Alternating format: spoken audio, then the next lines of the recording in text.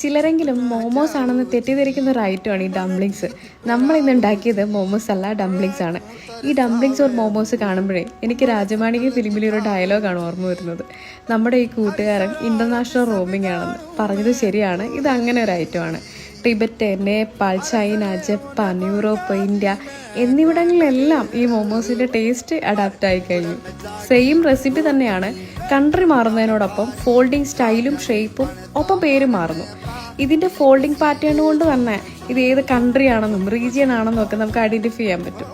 മാത്രമല്ല ഓരോ കൺട്രിയിലും ഫോൾഡിങ് പ്ലീറ്റ്സിന് എണ്ണം വരെയുണ്ട്. ചൈനീസ് ഡംപ്ലിങ്സിന് 7 മുതൽ 12 പ്ലീറ്റ്സ് വരെ ആകാമെന്നാണ് പറയുന്നത്. ചൈനയിൽ ഇതിനെ എന്താ പറയുന്നതെന്ന് അറിയാമോ? ജാവോസി. എന്നാൽ ടിബറ്റിലും നേപ്പാളിലും വരുമ്പോൾ ഇത് മോമോസായി മാറും. ജപ്പാനിൽ ഇതിനെ ഗിയോസ എന്നാണ് പറയുന്നത്. ഫില്ലിംഗ് ഒക്കെ കൺട്രി അനുസരിച്ച് മാറിക്കൊണ്ടിരിക്കും. വെജീസും ചിക്കനും ബീഫും പോർക്കും ഈവൻ സീ ഫുഡ് വരെ മോമോസിൽ ഉൾപ്പെടുത്താറുണ്ട്.